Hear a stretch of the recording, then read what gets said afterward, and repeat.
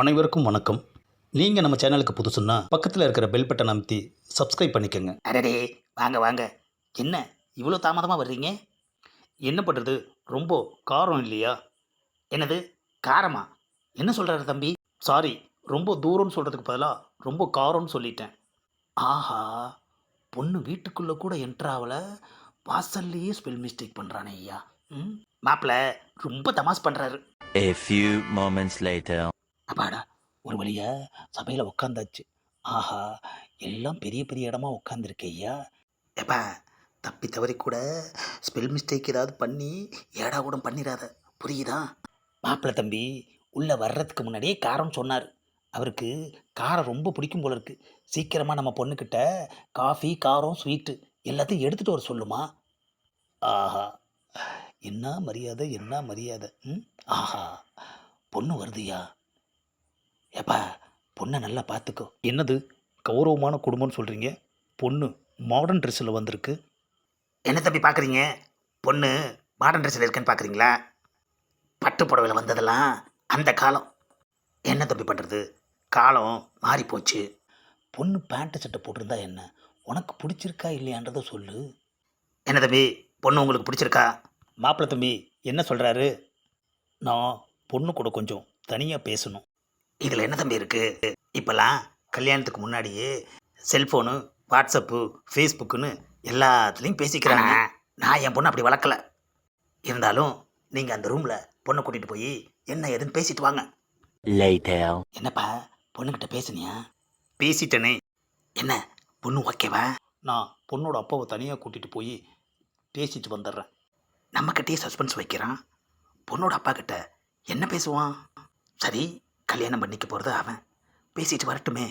A few moments later. என்னப்பா, பொண்ணோட அப்பா கிட்ட பேசிட்டியா? பேசிட்டேன். ஏப்பா, பொண்ணு ஓகே தானே? பொண்ணோட அப்பா உங்ககிட்ட தனியாக பேசணும்னு சொன்னார். நம்மக்கிட்ட என்ன பேசுவார்? ஒருவேளை வரதட்சணையை பற்றி பேசுவாரோ? சரி, எதுக்கும் போய் பார்த்து பேசிட்டு வந்துடுவோம். வாங்க வாங்க. ஆமாம், என்கிட்ட ஏதோ பேசணும்னு சொன்னீங்களாமே, எதுக்கு கதவை சாத்துறீங்க? சத்தம் வெளியில் கேட்கும்ல, அதுக்காகத்தான். சத்தமா?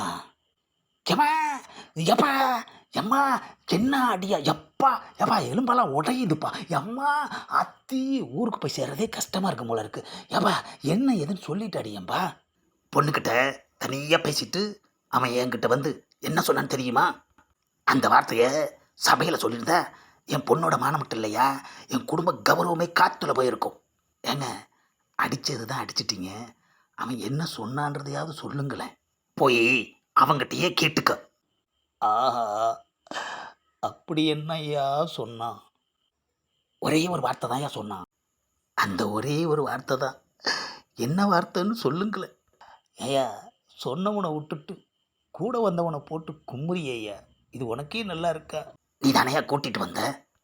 என்னது, பொண்ணோட அப்பா கிட்ட பேசுகிறேன்னு சொல்லிட்டு உள்ளே போனார், இன்னும் காணோம். அதோ வர்றாரு. என்னது, போகையில் நேராக போனீங்க, வரையில் வளைஞ்சு வளைஞ்சு வர்றீங்க, என்னாச்சு? வெளியே போய் பேசிக்கலாம், கிளம்பு. ஏப்பா, பொண்ணோட அப்பா கிட்ட என்னையா சொன்ன?